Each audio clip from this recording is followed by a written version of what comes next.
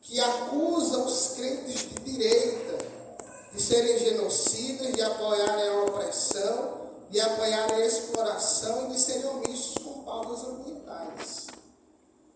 Dentro das igrejas, nós temos crentes de esquerda, aliás, crentes de direita agora, que acusam os crentes de esquerda de necessariamente e obrigatoriamente apoiarem a ideologia de gênero, o aborto, e de serem omissos com a corrupção que ocorre no país. Então não sobram xingamentos e acusações de ambos os lados.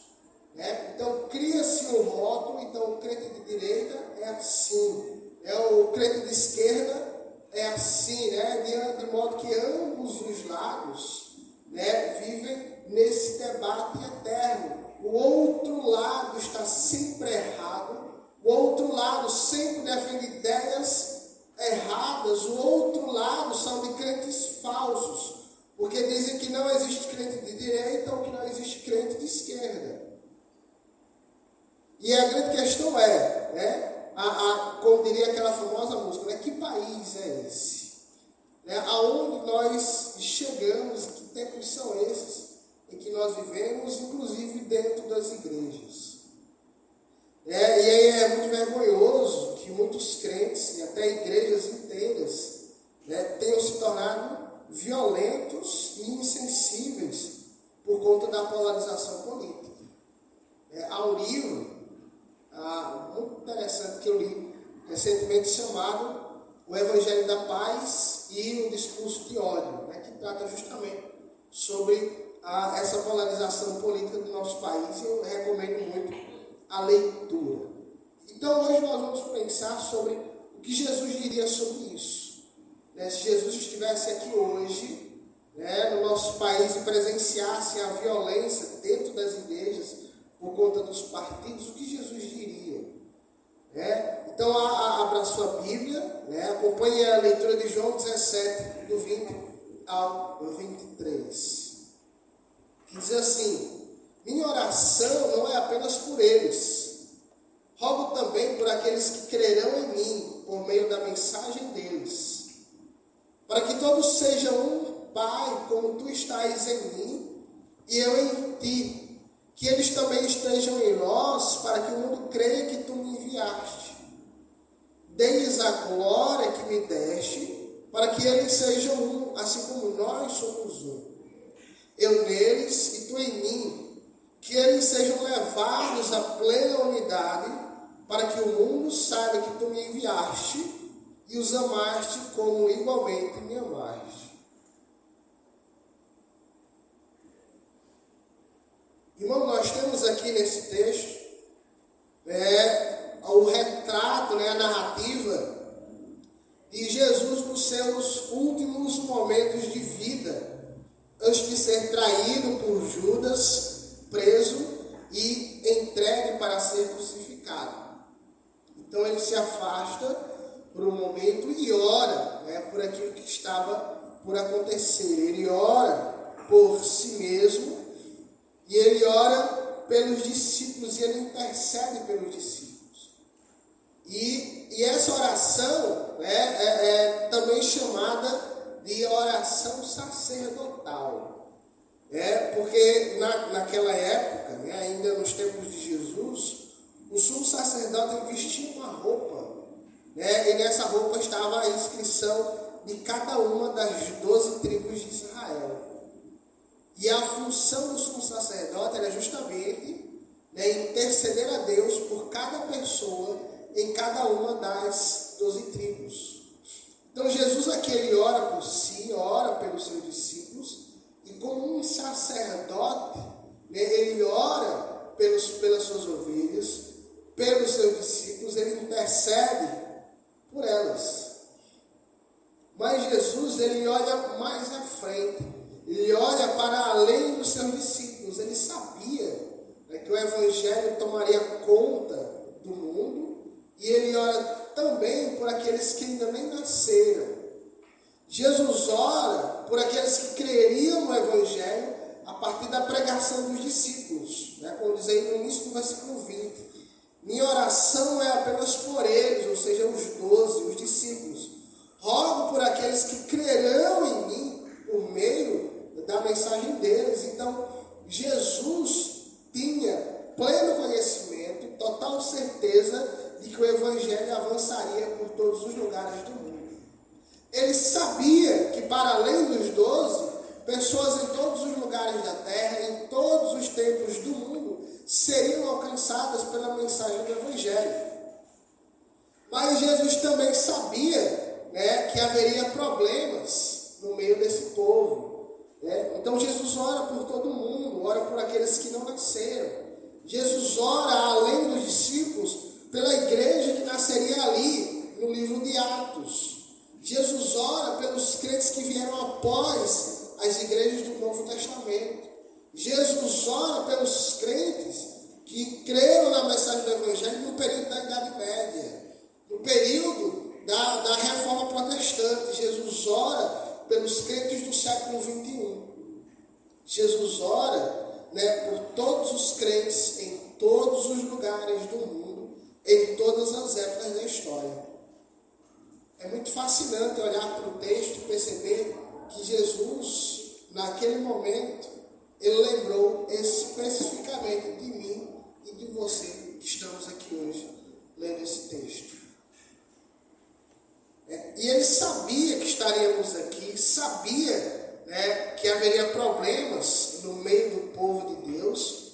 Naquele momento ele conhecia muito bem aqueles que creriam nele. Então Jesus ora, principalmente sabendo da necessidade da igreja, da comunidade viver em unidade.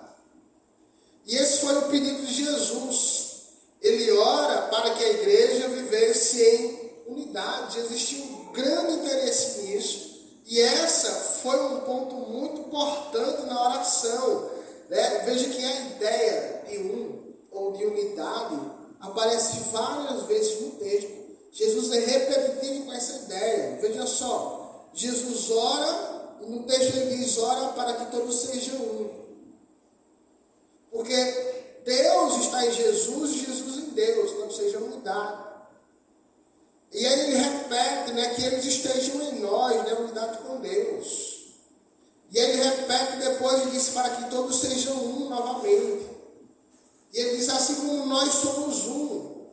E ele repete novamente, eu neles e tu em mim, que eles sejam levados à plena unidade. Então, há 7 vezes, nesses pequenos versículos, nesse pequeno trecho da oração de Jesus, ele repete a ideia de unidade, de comunhão e harmonia do corpo. E Cristo ainda ressalta que a glória que ele deu aos seus discípulos, a glória que ele deu ao seu povo, tem esse objetivo.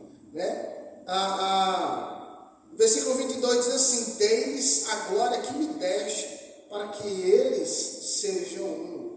A glória, irmãos, que Cristo nos deu, significa a revelação dele a nós, o conhecimento que ele deu a nós. Então, Jesus ele compartilhou um pouco de si conosco, compartilhou a sua glória com o seu povo, habitando no meio de nós, naquela época, em carne e osso, e depois por meio do Espírito, e tudo isso, em tudo isso ele nos fez participantes da graça de Deus, do conhecimento de quem Deus é, com o objetivo de que todos fossem unidos como comunidade. E a ideia de união aí, não é uma unidade externa, de aparência ou de superfície, mas é interna, é de um todo que coopera para um mesmo objetivo. Ele vai dizer assim como nós, ele e o Pai são um. É uma unidade que é vital, ela é pessoal e é essencial para a vida e a existência da igreja. E a Bíblia vai nos mostrar várias imagens e metáforas de como funciona essa união, essa comunhão, essa harmonia na igreja. A Bíblia vai falar da igreja como membros de um mesmo corpo, unidos e ligados uns aos outros. que mesmo aqueles membros que parecem menos importantes, né, eles têm a mesma qualidade e importância no corpo como um todo. Né? Como Paulo vai dizer lá em Coríntios, o corpo todo não é só mão nem só pé. Né? Então, até aquele dedo mindinho do pé, né, que às vezes só serve para a gente bater na quina do sofá, ele é importante para o corpo. Né? Se cortado fora, ele faz falta. Então, essa é a unidade, né, que a Bíblia mostra sobre a comunhão que há no corpo. A Bíblia também vai mostrar a harmonia da igreja como um edifício, como uma construção, em que todos os tijolos, todas as pedras e o cimento, tudo ali é organizado, né, de modo a compor um conjunto, uma estrutura, uma edificação que cresce para cima. Né? Não é só um amontoado de tijolos, mas são tijolos organizados e empilhados corretamente para criar um prédio. Podemos dizer também que a harmonia, a comunhão e a unidade da igreja é como um texto, né, cujas palavras e frases bem ajustadas organizam e transmitem uma mensagem. E aí eu vou falar mais especificamente sobre isso, né, nos próximos pontos. A igreja, né, unida em harmonia é como uma mensagem que é comunicada ao mundo.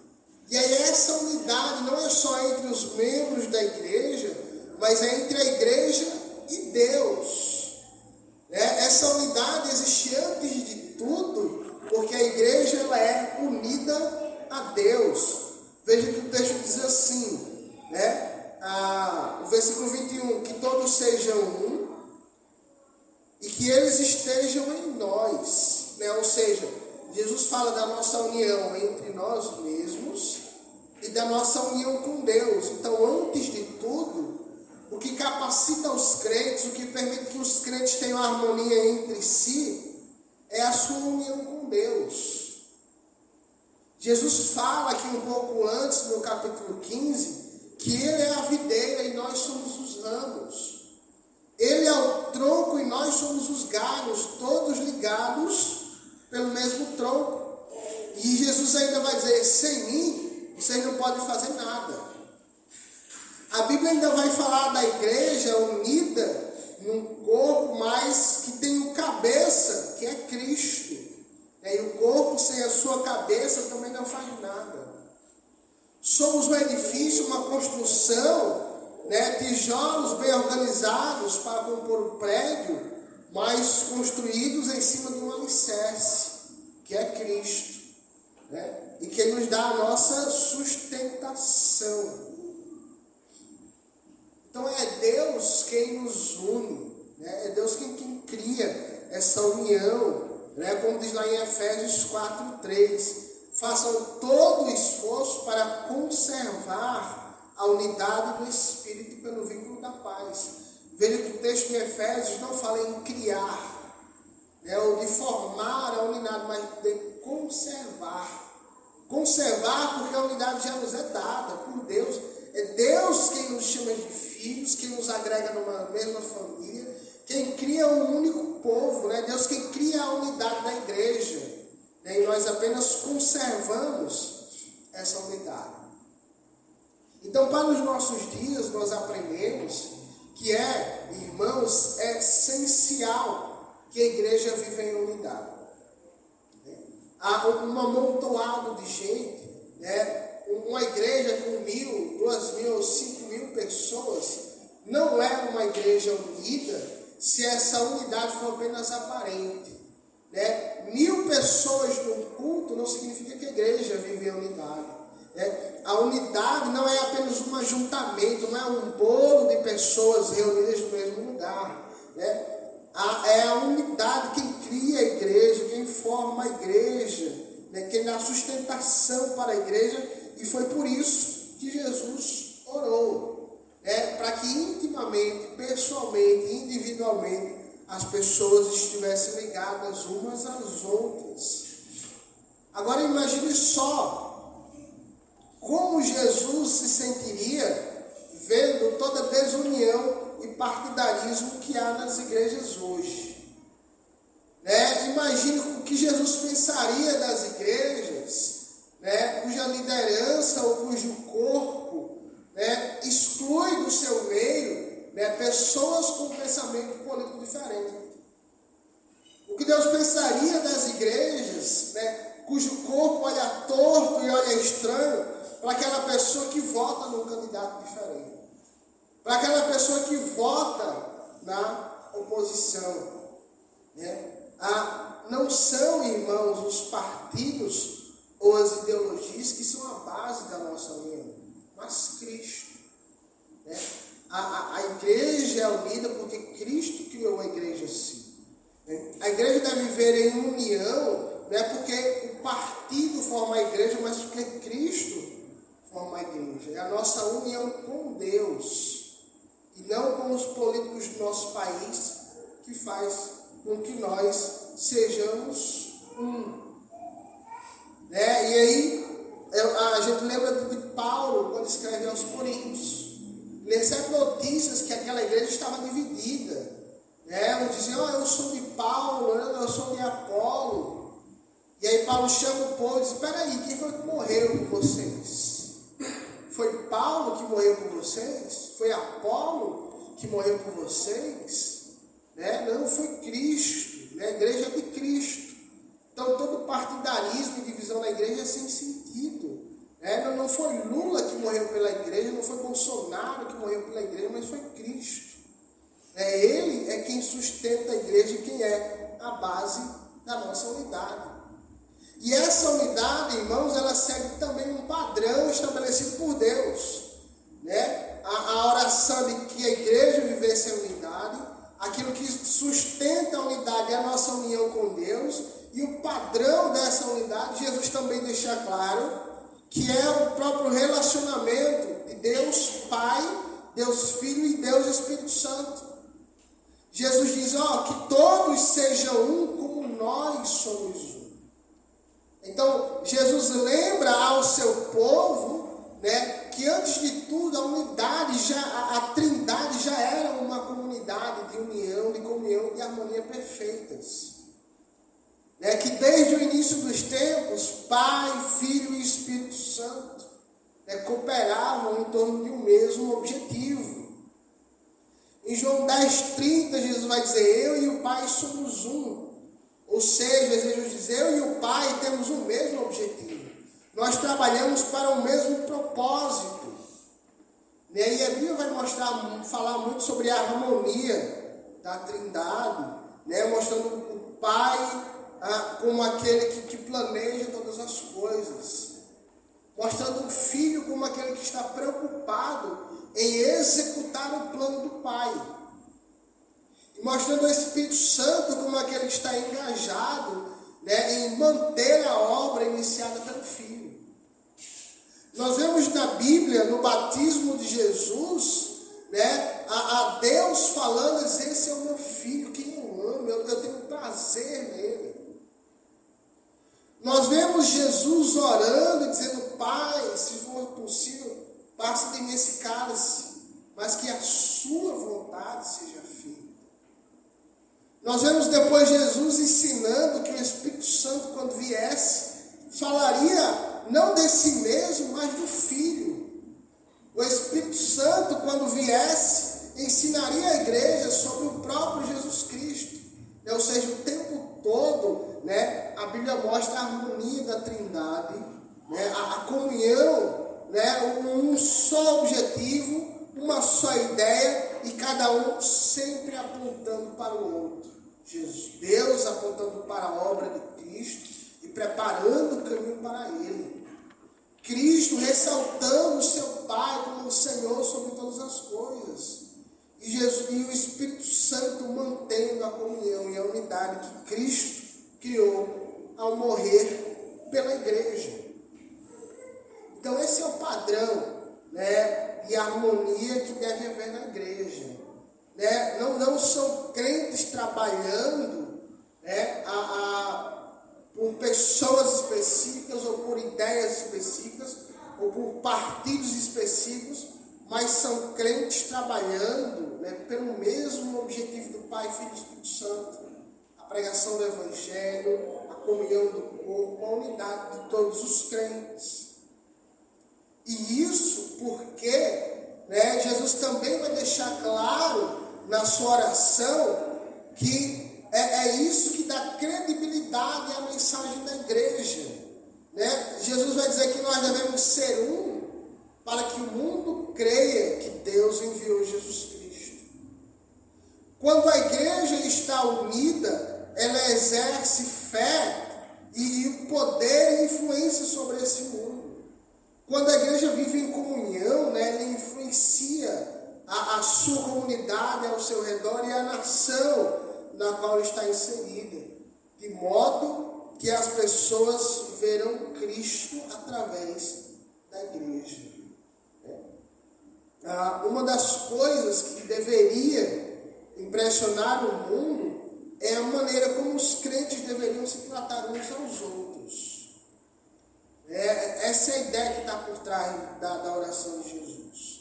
É que o mundo vendo, né, como os crentes se amam, como os crentes deveriam cuidar uns dos outros, como os crentes vivem numa profunda harmonia, isso deveria despertar no mundo o desejo por conhecer mais a Deus. Que Deus é esse, né, que une pessoas tão diferentes, que faz com que as pessoas se tratem tão bem, tão maravilhosamente. Eu queria conhecer esse Deus. Né? E isso deveria impressionar o mundo. Mas quando os crentes da igreja são divididos pelas desavenças, pela política, o mundo não sabe o que pensar a respeito disso. Pelo contrário, quando a igreja é dividida, é partidária, seja por qualquer motivo for, o mundo olha e pensa, para que é isso que eu quero? É esse Deus que eu vou conhecer? Que causa divisão, que fere as pessoas, né? Que provoca violência em seu nome. Né? Então, a desunião na igreja descredibiliza a mensagem que nós pregamos. Né?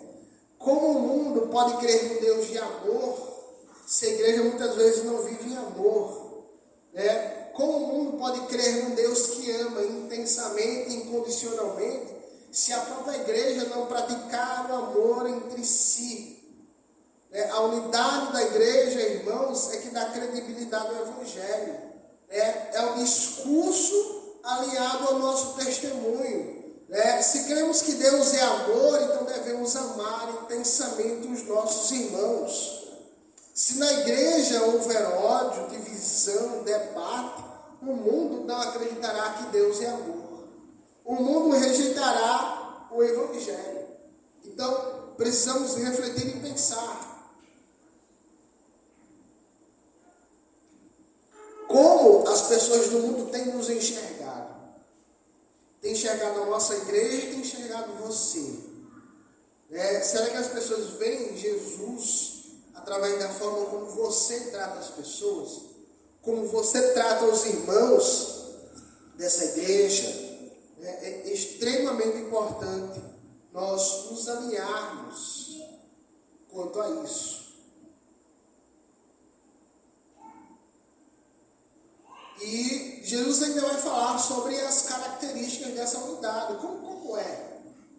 Como é esse relacionamento entre as pessoas? Então, como eu já falei, né, a unidade da igreja não é meramente um ajuntamento de pessoas. Mas são pessoas que podem ser completamente diferentes, de origens distintas, de histórias incomuns, mas com algo em comum. E é isso que torna a igreja especial. Né? Efésios vai dizer que há um só corpo, não são vários.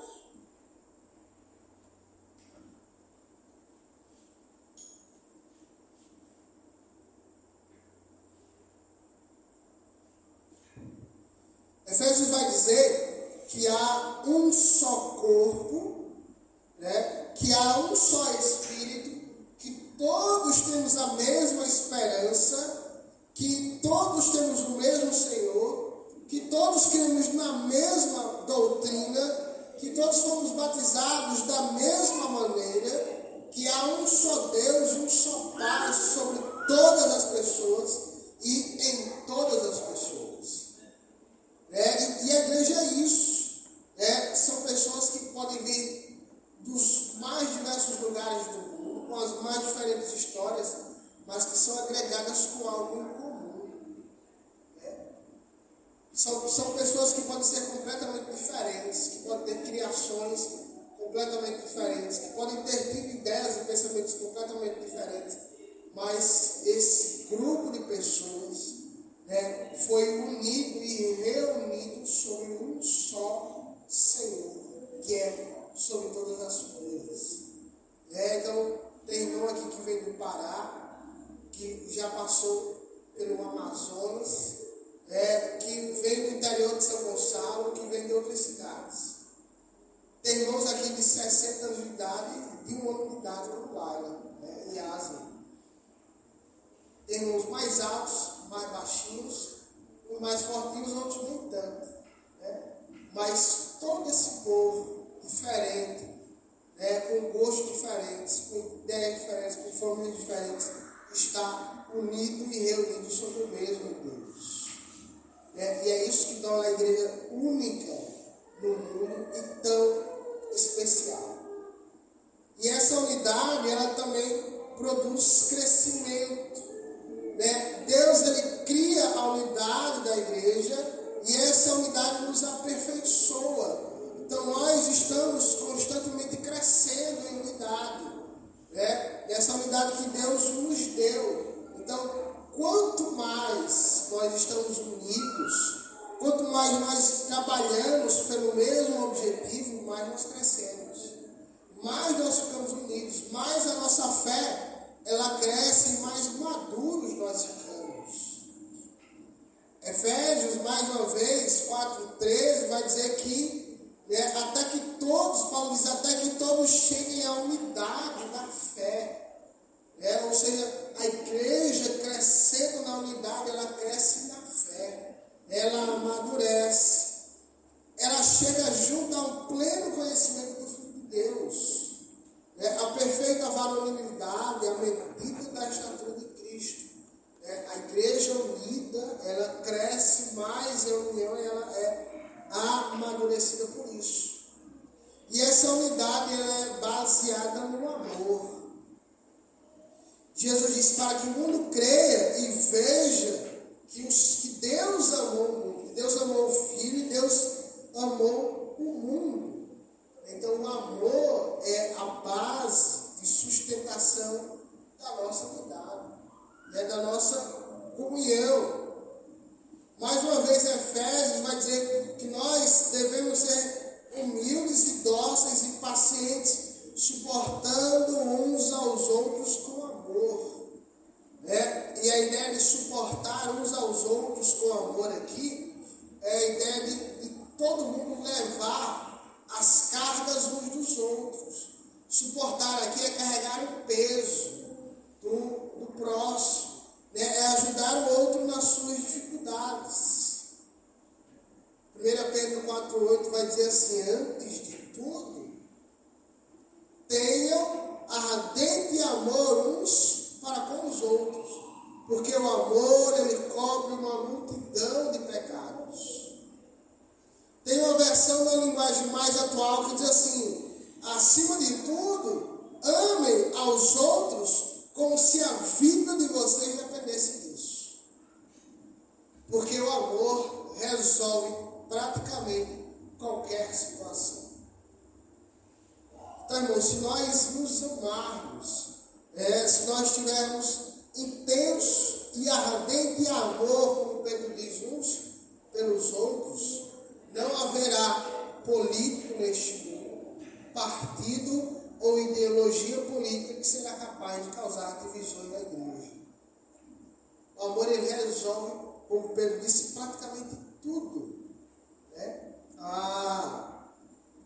Tem um provérbio que diz que a palavra branda ela calma o furor. Então, amar as pessoas, ser gentis com as pessoas, ser cuidadoso com as pessoas, resolve muita coisa, muita divisão que há neste mundo. Então, a grande mensagem, a grande ideia para nós hoje é que a igreja deve viver em unidade para que o mundo creia no evangelho que nós pregamos. Se a igreja não viver em unidade, o mundo não crerá que Deus é amor e que nós nos amamos uns aos outros. E isso está acima de toda e qualquer coisa nesse mundo. Muitas igrejas, politizadas e muitos crentes partidários talvez esperassem Paulo pregando e ensinando que o verdadeiro fruto do Espírito é o voto em determinadas ideologias políticas. Talvez muitas pessoas esperassem Jesus falando que no seu Sermão do Monte, que o crente verdadeiro se conhece pelo seu voto. Jesus diz assim: nisso vocês conhecerão que são meus discípulos, se vocês amarem-se uns aos outros. Mas muita gente lê o texto e diz assim: e nisso conhecerão que somos discípulos de Jesus Cristo, se a gente votar no mesmo político. Então as pessoas estão interpretando a Bíblia dessa forma, de que aquilo que une, de que aquilo que é sinal da verdadeira fé, ou do pensamento cristão, é um voto em determinado político ou determinado partido. E isso não é verdade. O fruto desse tipo é a paz, é o amor. O sinal do verdadeiro crente é o amor uns pelos outros. O segundo maior mandamento é amar o próximo. Não é votar em A ou B. Nós somos conhecidos como discípulos de Jesus se nós nos amarmos uns aos outros, independente de que partido ou político você vote. Então, irmãos, para concluir, vai algumas orientações, instruções importantes. Primeiro, precisamos abandonar toda linguagem e toda ação e toda expressão que represente algum tipo de violência contra o próximo. Então, não crie rótulos que depreciem ou diminuam a pessoa que não vota em quem você vota. Não precisa dizer que o crente de esquerda é A ou B ou X ou Y. Não precisa dizer que o crente de direita é isso e assim assado. Não crie rótulos que diminuem quem as pessoas são. Você não sabe, você não está na cabeça da pessoa. Uma pessoa que vota na esquerda não é obrigada a votar em tudo que a esquerda concorda. Uma pessoa que vota na direita não é obrigada a concordar com tudo que a direita concorda. A questão é muito mais ampla do que isso, do que um mero rótulo que diminui quem as pessoas são. Não xingue, não crie adjetivos que diminuam também as pessoas no seu caráter. Quem vota em A é isso, quem vota em B é aquilo outro. Muito pelo contrário, adote uma linguagem de amor. Seja pacificador e nunca causador de discórdia. Não estou dizendo que você não possa se expressar, porque isso é um direito seu, garantido pela nossa Constituição e também pela Bíblia. O que estou dizendo é que ao se expressar, você precisa fazer isso com amor. Nunca com a ideia de causar discórdia. Não procure confusão com ninguém. Hoje, a internet tem sido um palco de muita confusão, inclusive crentes. Então, o povo abre lá as suas redes sociais e briga.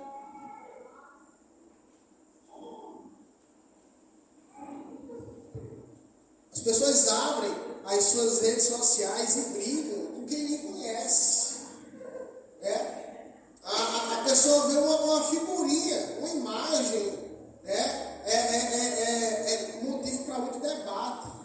As pessoas entram em perfis de pessoas que moram do outro lado do país, que nunca viu, que não sabe qual é a história de vida, para brigar, para xingar. Bíblia diz, né, Jesus diz que a boca fala aquilo que o coração está cheio. Então, se a boca, né, ela exala violência, né, xingamento, então é porque o coração está cheio disso. E aí, atualizando, né, parafraseando isso para a internet, nós poderíamos dizer que os dedos digitam aquilo do que o coração está cheio. Então, se a sua linguagem na internet é uma linguagem violenta, depreciativa, né, porque o seu coração está cheio disso.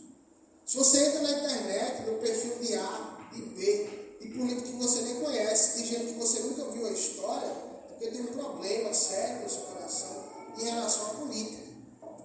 Né? Então, observe a forma como vocês tratam, como nós nos comportamos na internet, ao postar imagens, textos, se isso não ofende alguém, se isso não pode soar estranho ou errado para outra pessoa. Ao se posicionar, faça isso com respeito pelo próximo. Faça isso lembrando que o maior de todas as coisas que nos une é Jesus Cristo. Tem um corinho que a gente cantou esses dias no grupo de crescimento, que maior é o que está em nós do que o que está no mundo. Maior é Jesus, irmãos, do que Bolsonaro, Lula ou qualquer outro político que há nesse mundo. Não vale a pena brigar, xingar, matar ou morrer por causa disso. Então Deus abençoe a sua vida, façamos todo esforço para sermos unidos, pacificadores, abandonando toda a linguagem de violência, adotando uma posição de unidade e amor para com todos, porque é isso que fará o Evangelho crescer nesse mundo. Amém.